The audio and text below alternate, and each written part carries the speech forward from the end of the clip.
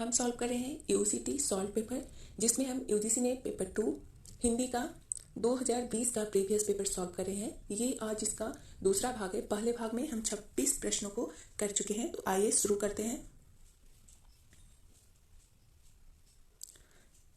27 number प्रश्न है, साधो देखो जग बौराना, सांची कहो तो मारन धावे, झूठे जग पतियाना। हिंदू कहत है राम हमारा, मुसलमान रहमाना, आपस में दो लड़े मरतू है, मरम कोई नहीं जाना। उपयुक्त पंक्तियां कौन सा कबीर का संदेश नहीं है? उपर्युक्त पंक्तियों में कौन सा कबीर का संदेश नहीं है? ऑप्शन है ए धार्मिक असहिष्णुता, बी सांप्रदायिक सौहार्द, सी धार्मिक सद्भाव और डी एकेश्वरवाद की प्रतिष्ठा। तो इसका सही आंसर होगा ए, इसमें धार्मिक असहिष्णुता का संदेश नहीं है।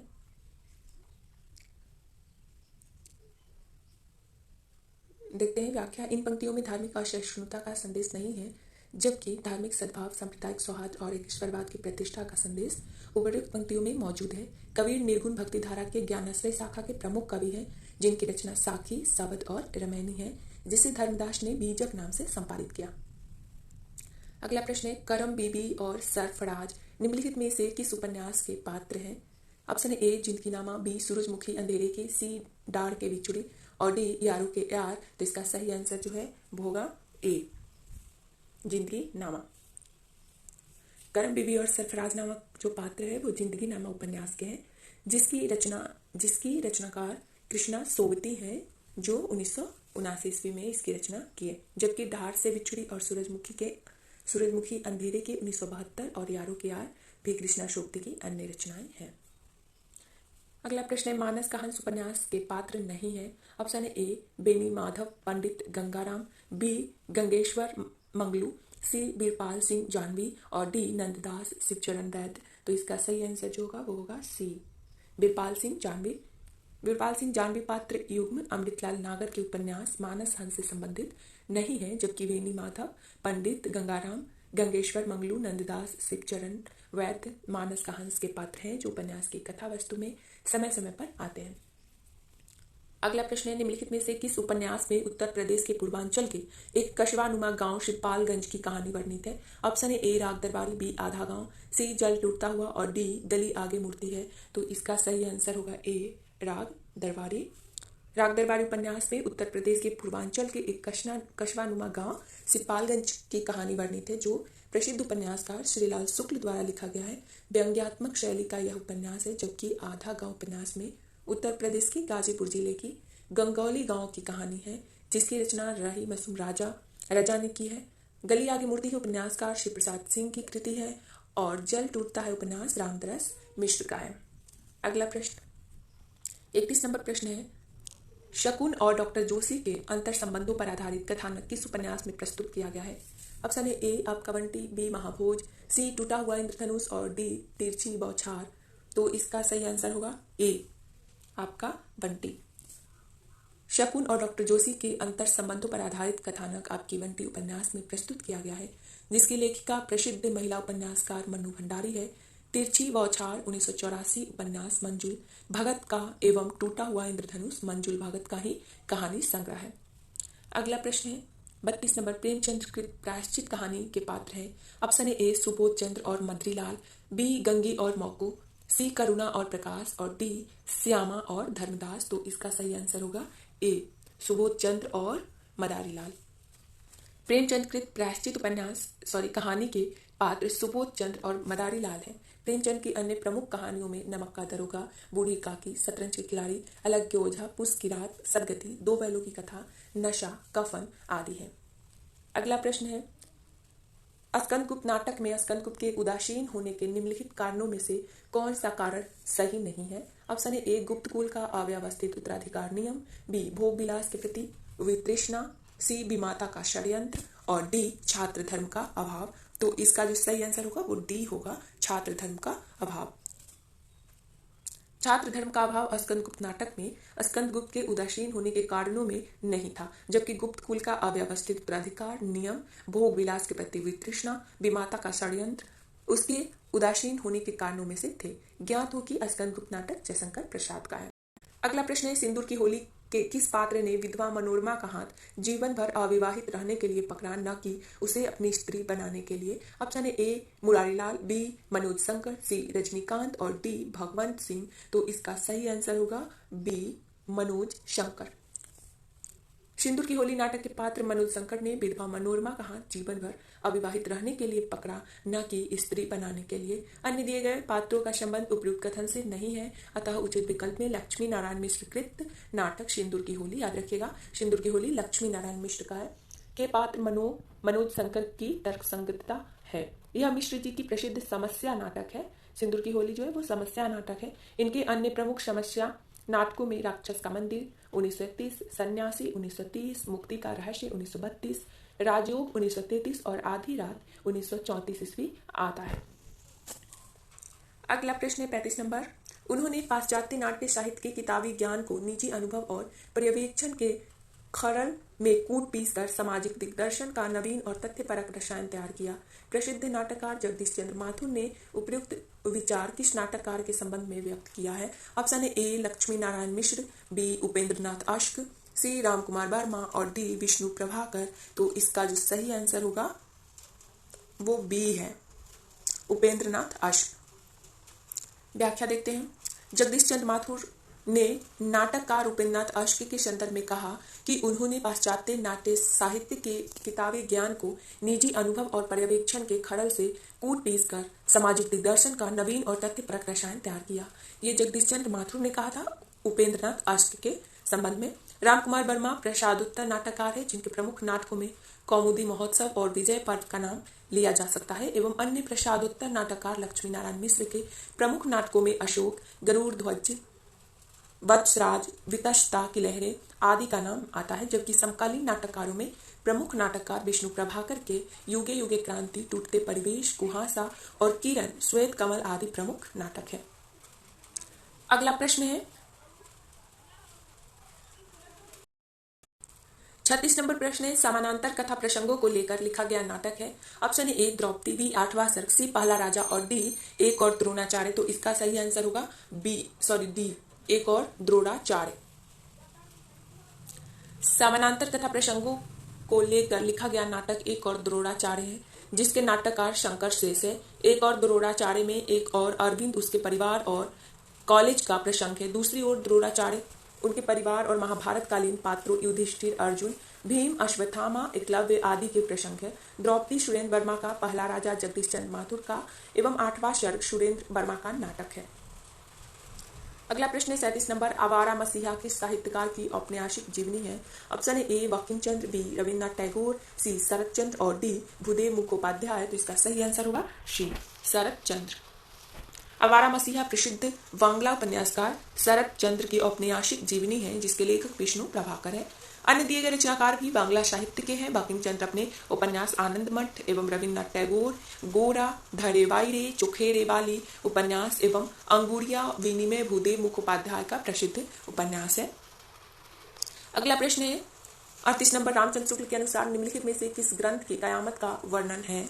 ऑप्शन है ए अखरावत, बी पद्मावत, सी आखिरी कलाम और डी मधुमालती। तो इसका सही आंसर होगा सी आखिरी कलाम।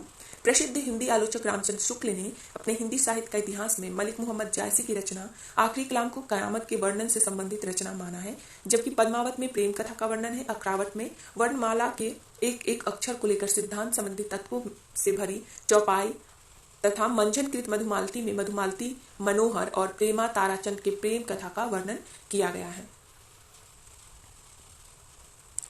अगला प्रश्न है महादेवी के साहित्य में कहीं निष्क्रिय दया नहीं वरन रचनात्मक करुणा का ही भाव वर्तमान है। उपयुक्त पंक्तियां किस आलोचक की है? ऑप्शन है ए नंदुलारे वाजपेयी, बी रामस्वरूप चतुर्वेदी, सी नामवर सिंह और डी दूधनाथ सिंह। तो इसका सही आंसर होगा बी रामस्वरूप चतुर्वेदी। प्रसिद्ध आलोचक रामस्वरूप चतुर्वेदी ने हिंदी साहित्य और संवेदना का विकास आलोच्य ग्रंथ में महादेवी के साहित्य में कहीं निष्क्रिय दया नहीं वरन रचनात्मक करुणा का ही भाव वर्तमान है कहा है। नंदुलारे वाजपेयी की प्रसिद्ध आलोचनात्मक कृतियों में हिंदी साहित्य 20वीं शताब्दी, आधुनिक साहित्य, कवि सुमिंद्रानंदन पंत, नामवर सिंह की कृतियों में हिंदी के विकास में अपभ्रंश का योग, छायावाद, इतिहास और आलोचना, कविता के नए प्रतिमान आदि प्रमुख है तथा दूधनाथ सिंह की प्रसिद्ध आलोच्य कृतियों में निराला, आत्महंता, आस्था, महादेवी आदि प्रमुख है। अगला प्रश्न है, फोर्ट विलियम कॉलेज कलकत्ता के संबंध में निम्नलिखित में से कौन सा कथन सही नहीं है? ऑप्शन है ए, इस कॉलेज में प्राचार्य जॉन गिलक्राइस्ट थे। बी, इंग्लैंड से नवागत अंग्रेज अफसरों के प्रशिक्षण की व्यवस्था थी। सी, आधुनिक भारतीय भाषाओं की जानकारी नहीं दी जाती थी। और डी, इसकी स्थापना 1800 ईस्वी में हुई थी। तो इसका सही आंसर है सी, आधुनिक भारतीय आर्य भाषाओं की जानकारी नहीं दी जाती थी। ये कथन गलत है। फोर्ट विलियम कॉलेज में आधुनिक भारतीय भाषाओं की जानकारी नहीं दी जाती थी, असंगत है। फोर्ट विलियम कॉलेज में आधुनिक भारतीय भाषाओं की जानकारी एवं शिक्षा दी जाती थी। इस कॉलेज के प्राचार्य जॉन गिलक्राइस्ट थे। इंग्लैंड में नवागत अंग्रेज अफसरों के प्रशिक्षण की व्यवस्था थी। इसकी स्थापना 1800 ईस्वी में हुई थी। कथन सही है। अगला प्रश्न है, निम्नलिखित में तालव्य वर्ण है। ऑप्शन है ए, च, 2 ट, 3 ट और 4 ज। तो इसको कूट में चुनना है, तो इसका सही आंसर होगा वो डी, 2, 1 और 4, च और ज। दिए गए वर्णों में च, ज तालव्य वर्ण के अंतर्गत आता है, जबकि त दंत वर्ण अंतर्गत एवं ट मूर्धा वर्ण के अंतर्गत आता है। अगला प्रश्न है, राजभाषा आयोग 1955 के अनुसार निम्नलिखित सुझाव दिए गए हैं। ऑप्शन है ए, हिंदी सर्वाधिक बोली और समझी जाने वाली भाषा है, यही सारे भारत का एक माध्यम हो। दूसरा ऑप्शन है, 14 वर्ष की उम्र तक भारत के प्रत्येक विद्यार्थी को हिंदी का ज्ञान करा देना चाहिए। तीसरा ऑप्शन है, भारत सरकार के प्रकाशन अधिक से अधिक अंग्रेजी में किए जाएं। और चौथा है, उच्च न्यायालयों में क्षेत्रीय भाषाओं का व्यवहार होना चाहिए। तो इसका भी आंसर कूट में चुनना है, तो इसका आंसर है बी, 1, 2 और 4। राजभाषा आयोग 1955 के अनुसार दिए गए सुझावों में 1, हिंदी सर्वाधिक बोली और समझी जाने वाली भाषा है, यही सारे भारत का एक माध्यम हो। 2, 14 वर्ष की कम उम्र तक भारत के प्रत्येक विद्यार्थी को हिंदी का ज्ञान करा देना चाहिए। और 3, उच्च न्यायालयों में क्षेत्रीय भाषाओं का व्यवहार होना चाहिए शामिल है। जबकि भारत सरकार के प्रकाशन अधिक से अधिक अंग्रेजी में किए जाएं। सुझाव असंगत है, जिसे राजभाषा आयोग 1955 में कभी नहीं सुझाया गया। अगला प्रश्न है, जगदीश चंद्र माथुर के नाटकों के मुख्य स्वर हैं।